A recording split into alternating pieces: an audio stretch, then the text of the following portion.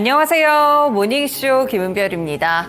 간밤 뉴욕 증시 다시 한번 큰 폭의 조정을 받았습니다. 어제까지만 하더라도 혼조세 정도를 기록했다며 확실하게 분위기가 한 차례 꺾이는 모습이었는데요. 결국에는 지금 다시 한번 굿뉴스가 배드뉴스가 되는 상황들이 펼쳐지고 있습니다. 어제 제조업 지수의 상승과 더불어서 이뿐 아니라 고용도 아직까지는 탄탄하다라는 데이터들이 나오고 있고요. 공장재 수주 실적 역시나 이 전월 대비 증가하면서 석 달 만에 증가세로 전환되는 모습이었습니다. 이렇게 미국 경제 부분들이 탄탄하게 나타나자 결국에 시장에서는 금리 인하에 대한 기대감들이 조금씩 후퇴하는 모습인데요. 이 연은 총재들의 발언도 이어지고 있는데 일단은 아직까지는 세 번의 금리 인하에 대해서 긍정적으로 보고 있지만 그 시기에 대해서는 조금 부정적인 입장들을 내놓고 있습니다. 이런 가운데 테슬라가 또 출하량이 감소하게 되면서 시장에는 다시 한번 2차 전지 쪽에서의 악재도 눈여겨보셔야 될 것 같은데요. 과연 오늘 국내 증시까지는 어떤 영향들을 미치게 될지 오늘 모닝쇼에서 힌트 찾아보시길 바라겠습니다. 네, 먼저 간밤에 있었던 소식들 세 가지 함께 보시죠. 첫 번째로는 구인 건수 살펴보시겠습니다. 지금 미국의 노동시장에 대해서도 연준은 상당히 집중하고 있는데요. 인플레이션과 고용지표 두 가지의 지표를 두고 금리 인하에 대한 시기를 조절해 나가고 있습니다. 지금 노동시장의 수요 흐름을 보여줄 수 있는 구인 규모가 2월 들어서 한 달 전과 유사한 수준을 보였는데요. 미국 노동부가 공개한 구인 이직 보고서 졸츠라고 하죠. 여기에 따르면 2월의 구인 건수는 880만 건을 기록하게 되면서 전월과 동일한 수치가 함께 나왔습니다. 사실상 2022년 3월 이후에는 꾸준하게 감소세를 기록했는데요. 이번에는 다시 한번 제자리 걸음을 하는 모습이었고요. 컨센서스에는 부합하는 수치가 나왔다고 볼 수 있겠습니다.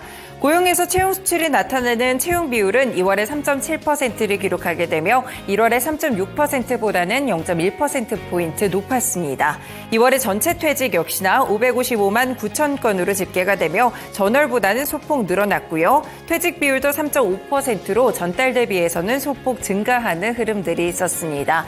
이렇게 약간의 고용 둔화가 나타나기는 했지만 시장에서는 거의 고용이 견고하다라는 지표로 해석을 받은 것으로 보이는데요. 이와 더불어 뉴욕 증시 하락까지 오늘의 경제 지표도 이런 금리 인하에 대한 영향을 미쳤습니다.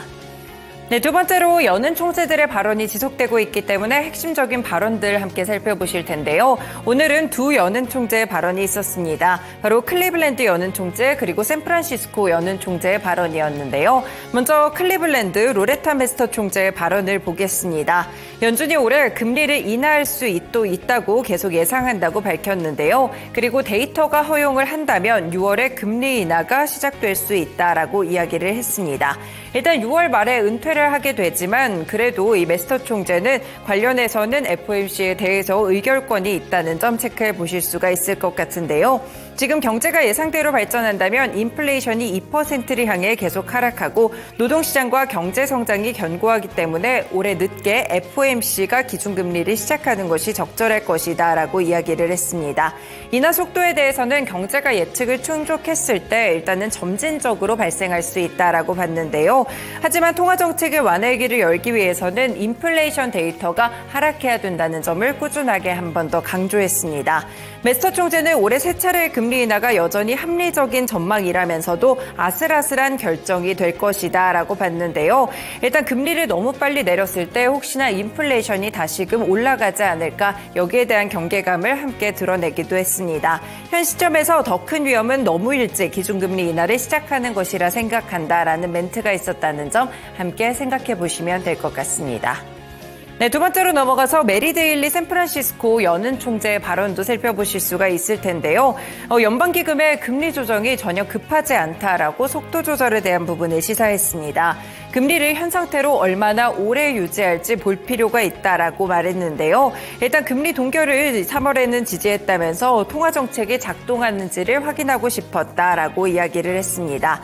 이 데일리 총재는 인플레이션이 낮아지고 있지만 울퉁불퉁하고 느리다며 고용시장은 여전히 강하다라고 평가했는데요. 그리고 올해 인플레이션이 점진적으로 완화된다는 확신이 들면 올해 금리 인하를 시작할 경로가 있을 것으로 보이지만 현재는 그 단계가 아니다라고 정확하게 선을 긋기도 했습니다. 금리를 너무 빨리 인하하는 것은 실제 위험이다라면서 앞서서 보신 로레타 메스터 총리와도 굉장히 비슷한 발언을 했다는 점 함께 체크해 볼 수가 있을 것 같은데요.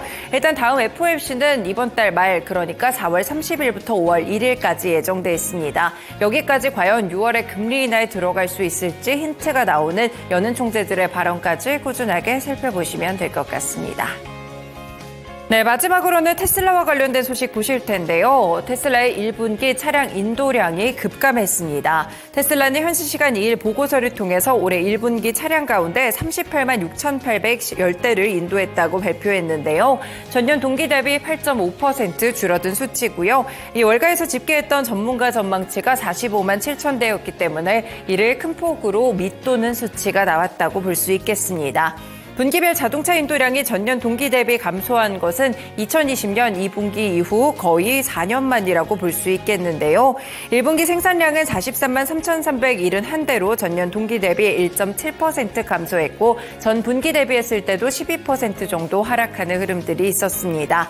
지금 테슬라 측에서는 모델3의 차량의 부분 변경으로 캘리포니아주 프레몬트 공장의 생산 라인 가동 속도가 늦춰진 것이 부분적으로 영향을 미쳤다라고 해석했는데요. 그리고 홍해 선박 공격에 따른 우회 항로 이용 그리고 이와 더불어 송전탑 화재로 인해서 독일 공장이 잠시 가동 중단에 들어갔다는 것이 악재로 작용을 했다라고 설명을 내놓기도 했습니다. 다만 이렇게 테슬라의 인도량이 갑자기 또 이 월가의 예상치보다도 크게 하락하는 흐름들을 보이게 되면서 2차 존재에 대한 투심이 상당히 좋지 않아지는 모습들이 함께 있었고요. 역시나 테슬라 주가도 5% 가까운 급락세를 기록하면서 거래를 마쳤습니다. 200달러 선, 이 170달러 선 근처에서 움직이던 주가는 결국에 166달러 선까지 내려왔다는 점 체크해 볼 수 있겠습니다. 네, 이렇게 간밤에 있었던 소식들 3가지 함께 전해드렸는데요. 다음으로는 시장 마감 상황 들어보겠습니다.